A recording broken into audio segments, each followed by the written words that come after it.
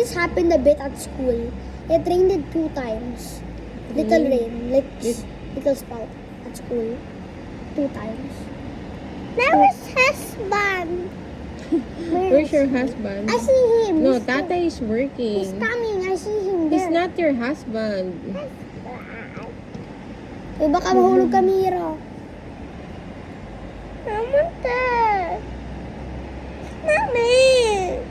I'm cold! Oh, Kuya will keep you warm. I want to drink coffee. Coffee? Hot choco. Hot choco and coffee? Please. Silly. Hot choco. Later. Yay! You want to drink? Yes. Nanay talaga po. Okay. Hot choco. Ay, ito ha.